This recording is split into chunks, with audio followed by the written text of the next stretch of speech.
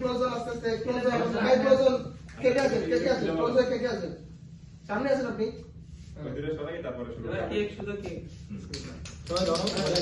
ভাই একটু ধরো সবাই পরে আসুন তাহলে আরেকটাকে দেন পরে এটা কাটা পর আরেকটাকে দেন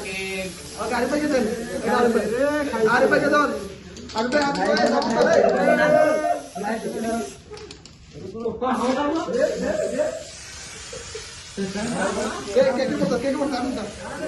কেকের মধ্যে খবর পাইছে বন্ধু দেব তাকে